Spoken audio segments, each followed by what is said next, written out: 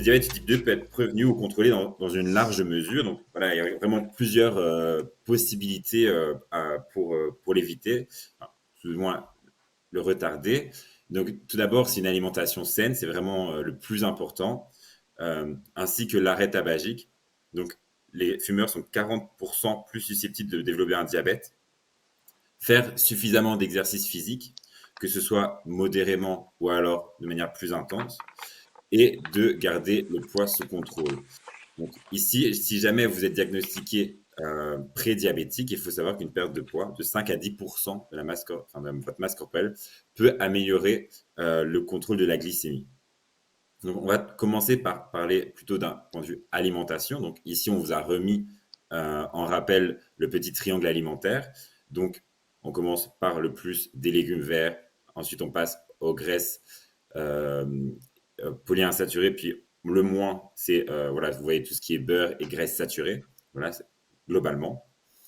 Donc, on va éviter ce qu'on appelle le sucre rapide, donc ce qui est sucreries, chocolat, boissons sucrées, qui sont, un, qui sont directement du sucre qu'on donne sans transformation au corps.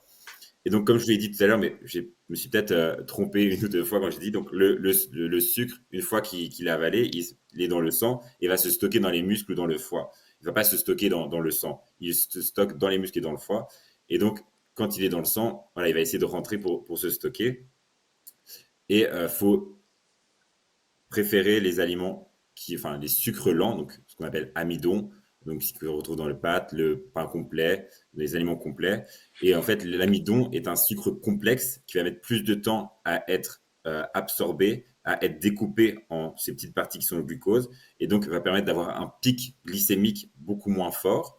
C'est-à-dire que allez, le glucose va arriver en enfin, petit peu par petit peu dans le sang et pas en un bloc d'un coup. C'est aussi ce que fait les fruits et les légumes grâce aux fibres. Donc les fibres vont ralentir l'absorption du sucre et permettre d'avoir un pic glycémique beaucoup plus faible. Et ensuite, on va aussi conseiller d'éviter tout ce qui est plat riche en graisses saturées. Donc par exemple les frites, les plats préparés, le beurre. Et avoir une préférence pour les graisses végétales par rapport aux graisses animales qui sont ce qu'on appelle les polyinsaturés. Donc, plus c'est insaturé, enfin, mieux c'est pour le corps. Et on va avoir une préférence pour les huiles fluides par rapport aux graisses solides. Ici, c'est vraiment important de se faire accompagner par un diététicien agréé. Si vous avez des difficultés au niveau de l'alimentation, à vous faire un petit régime, bien faire attention à qui vous adressez. Et sur le site, par exemple, allez, sur le site de l'association de diabète, vous avez une liste de diététiciens agréés qui pourront vous aider. Ensuite, dans la prévention, comme on vous a dit, il y a aussi l'arrêt tabagique. Donc, en fait, fumer va provoquer un dépôt de substances nocives sur les parois des vaisseaux sanguins, ce qui va donc réduire le flux sanguin, donc amener moins d'oxygène aux tissus et va créer encore plus de dommages aux tissus et aux organes. Et donc, comme ils vont créer ce dommage cellulaire, ils vont aussi créer des dommages au niveau des portes d'entrée du glucose dans les cellules. Et donc, les cellules seront moins sensibles à l'insuline. Donc ici, arrêter de fumer va vraiment permettre sur un court terme d'améliorer les conditions physiques. Donc ça se voit dans les premiers jours et les premières semaines. Et sur du long terme, il va y avoir même une réparation des tissus et éviter des dommages tissulaires et de cicatrisation. Ensuite, on a parlé aussi du volet sportif. Donc, en prévention du diabète, c'est vraiment très intéressant de faire 30 minutes par jour d'exercice léger à modéré, plus ou moins 10 000 pas. Vous voyez ici dans le petit tableau les fréquences et la durée pour une intensité modérée et une haute intensité. Il faut savoir que pour les diabétiques sous traitement, euh, voilà, le sport permet d'améliorer la sensibilité de l'insuline aux cellules et permettre aussi aux muscles de consommer le glucose du sang directement. Donc c'est vraiment un gros bénéfice.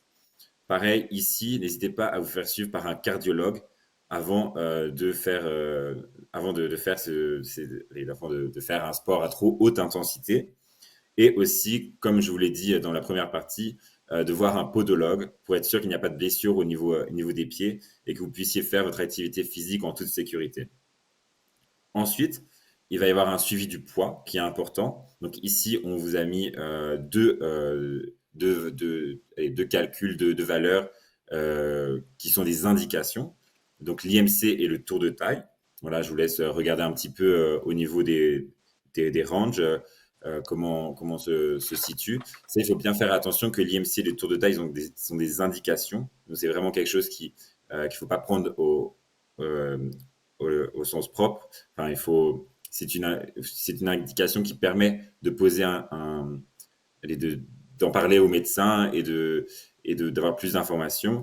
Et il faut vraiment faire attention que l'IMC et le tour de taille peuvent vraiment être modifiés au niveau des moments de prise. Par exemple, on sait que c'est un adolescent, voilà, l'IMC va vraiment varier en termes de mois et d'années.